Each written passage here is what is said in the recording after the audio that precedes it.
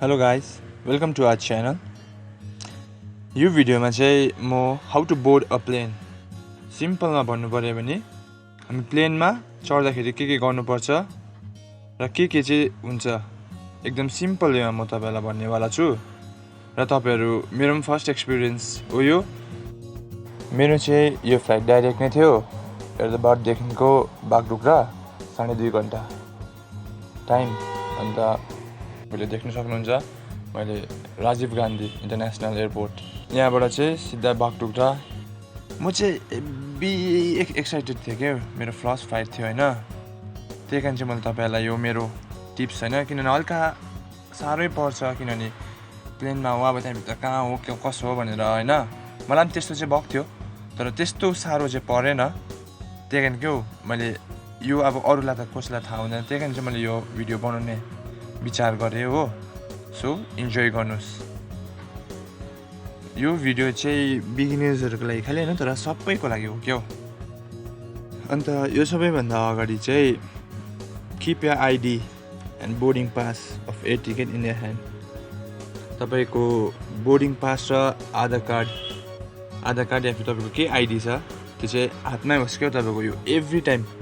यो हामी check in first airport पसेको देखिको जबसम्म हामी प्लेनमा पस्दैन यो चीज चाहिँ तपाईको हातमै हुनुपर्छ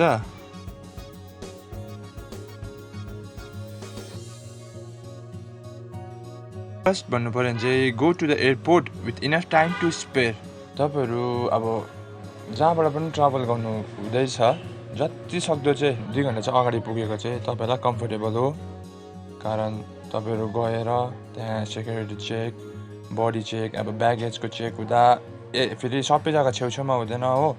अलिक टाढो हुन्छ second check in and drop your bag off second चाहिँ चेक इन हुन्छ हाम्रो टिकटको त्यहाँ एयरपोर्ट भित्र टक्कै पसेर फर्स्ट गार्डले चेक गर्छ त्यहाँदेखि चाहिँ चेक इन गर्नुपर्ने हुन्छ हाम्रो गेट कुन चाहिँ हो त्यहाँनिर गएर आफ्नो टिकट देखाएर हाम्रो ब्याग चाहिँ त्यहाँनिर ड्रप गर्नु छ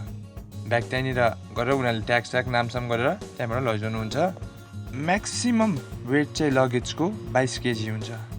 डोमेस्टिक एयरलाइनमा 15 केजी चाहिँ लगेज हुन्छ ड्रप एन्ड 7 केजीको चाहिँ ह्यान्ड ब्याग तपाईले लैजाउन सक्नुहुन्छ त्यो पनि स्क्यान हुन्छ तपाईहरुले लगेज चाहिँ एकदम चेक गरेर जानुहोस् कारण तपाईहरुले 1 केजी पनि एक्स्ट्रा भयो भने चाहिँ 350 हरु तिर्नुपर्छ 350 कि 350 दियो कि त्यो सामान त्यही छोड भन्छ तपाईहरुले छोड्न चाहनु हुँदैन किनभने इम्पोर्टेन्ट चीजहरु हुन सक्छ हो त्यही कारणले अगाडिबाट नै घरबाट नै एकपल्ट लगेज चाहिँ तपाईको कति छ 22 केजी छ छैन चेक गरेर हिड्नुस्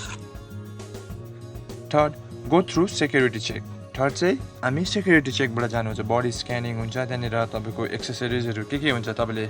हातमा लगाएको चीज गोजीमा भएको चीज सबै बाहिर त्यहाँ सानो ट्रे हुन्छ त्यो ट्रेमा राखेर हामी सेक्युरिटी चेकबाट जानुहुन्छ wear easy to remove shoes चाहिँ अब यो चाहिँ किन भनेको भन्दा चाहिँ प्राय लेदरको जुत्ता बेल्ट अब ज्याकेट ब्यागहरु हुन्छ त्यस्तो अलाउड गर्दैन त्यही कारणले गर्दाखेरि चाहिँ अब मेल होस् फिमेल होस् हैन उनीहरूले त्यो गर्नु हुँदैन त्यही कारण इजी अब कम्फर्टेबल आफुलाई के हुन्छ त्यही लगाएर जानुस् फोर्थ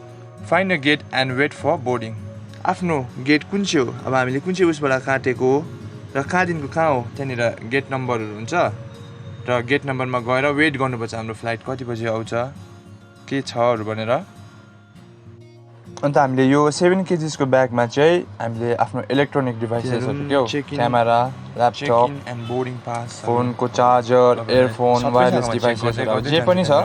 त्यतिखेर चाहिँ यो सबै इलेक्ट्रोनिक डिभाइसेस चाहिँ यो 7 केजीसको ब्यागमा 7 केजीको ब्यागमा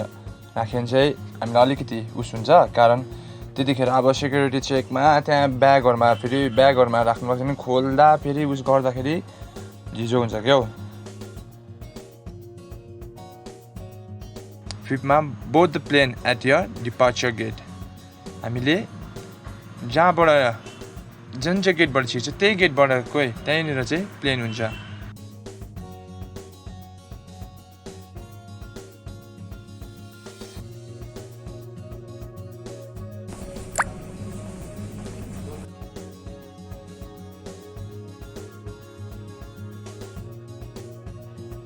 Find a seat and store your bag. मतलब यो भनेको चाहिँ तपाईँहरू प्लेनमा गएर आफ्नो सिट खोजेर चाहिँ त्यो हातको 7 kg ब्यागेज राख्नुको लागि ठिकै आफ्नै टाउको माथिपट्टि स्पेस हुन्छ कि त्यहाँ राख्नुपर्छ तपाईँहरूले न त अलिकति हल्कै छ भने मुनि पनि राख्दा पनि हुन्छ तपाईँहरूको त्यहाँनिर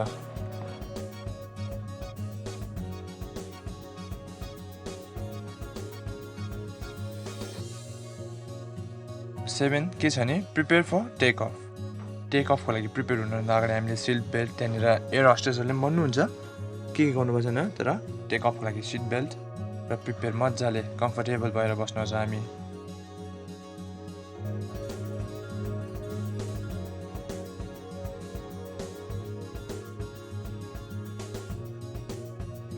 8 enjoy the cruise last thing enjoy गर्नुहोस् क्या बादलमाथि बिस्तारो मेरो पनि फर्स्ट एक्सपिरियन्स थियो यस्तो मजा आयो मलाई अब म भन्नु सक्दिनँ होइन तर तपाईँले देख्नु सक्नुहुन्छ यो भिडियोमा फ्रुट स्यालेडहरू चाहिँ लैजानु अलाउ छ हो कुन चाहिँ वेबसाइटबाट टिकट काट्नुभयो तपाईँले त्यो वेबसाइटमा गएर हेर्दाखेरि पनि हुन्छ हो के लैजानु अलाउ छ के छैन तपाईँहरूले त्यहाँबाट हेर्दा हुन्छ